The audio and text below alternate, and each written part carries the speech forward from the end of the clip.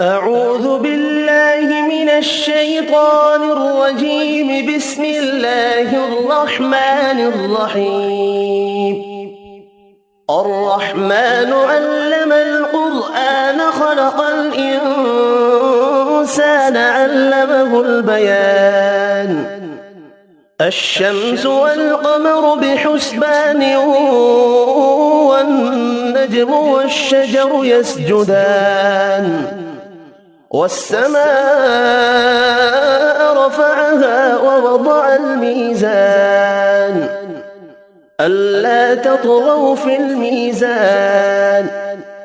وأقيموا الوزن بالقسط ولا تخسروا الميزان والأرض وضعها للأنام فيها فاكهة والنخل ذات الأكمام والحب ذو العصف والريحان فبأي آلاء ربكما تكذبان خلق الإنسان من صلصال كالفخار وخلق الجان من مارج من نار فبأي آلاء ربكما تكذبان رب المشرقين ورب المغربين فبأي آلاء ربكما تكذبان مرج البحرين يلتقيان بينهما برزخ لا يبغيان فبأي آلاء ربكما تكذبان يخرج منهما اللؤلؤ والمرجان فبأي آلاء ربكما تكذبان وله الجوار المنشآت في البحر كالأعلام فبأي آلاء ربكما تكذبان كل من عليها فان ويبقى وجه ربك ذو الجلال والإكرام فبأي آلاء ربكما تكذبان يسأله من في السماوات والأرض كل يوم هو في شأن فبأي آلاء ربكما تكذبان سنفرغ لكم أيها الثقلان فبأي آلاء ربكما تكذبان يا معشر الجن والإنس إن استطعتم أن تنفذوا من أقطار السماوات والأرض فانفذوا لا تنفذون إلا بسلطان فبأي آلاء ربكما تكذبان يرسل عليكما شواظ من نار ونحاس فلا تنتصران فبأي آلاء ربكما تكذبان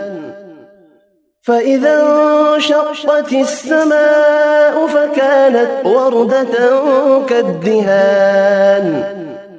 فبأي آلاء ربكما تكذبان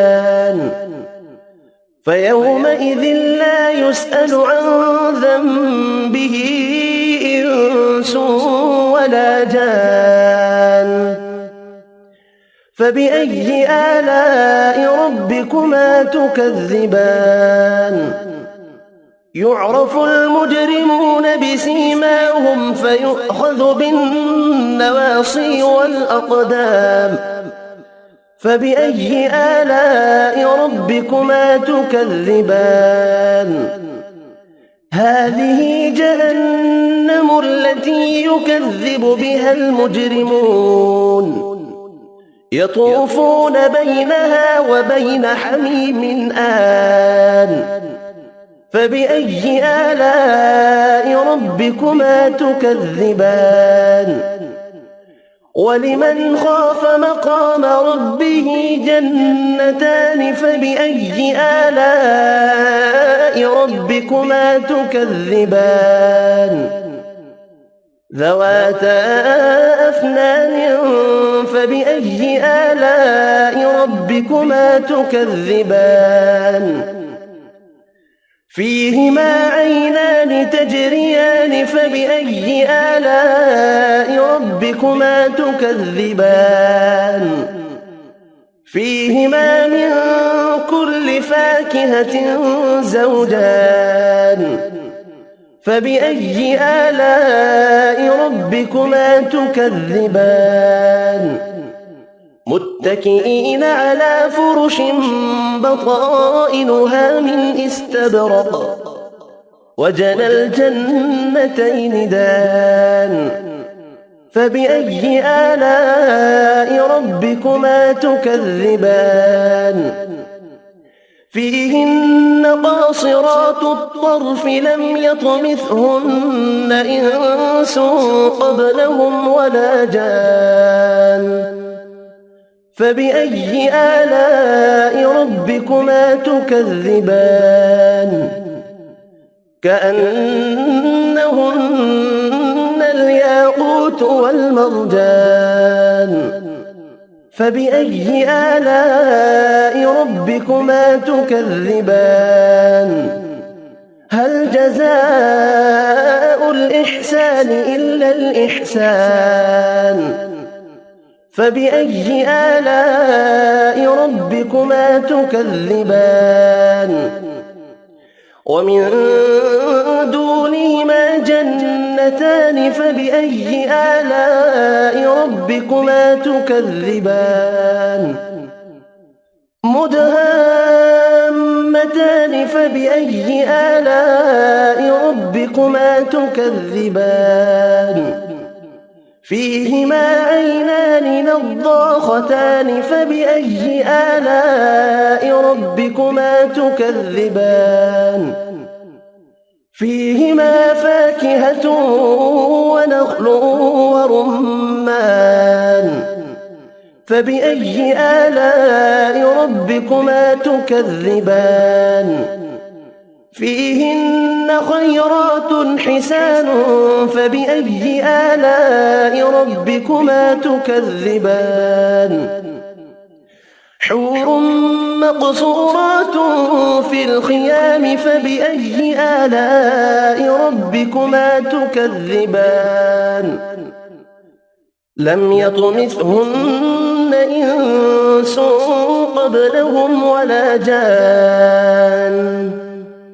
فبأي آلاء ربكما تكذبان متكئين على رفرف خضر وعبقري حسان فبأي آلاء ربكما تكذبان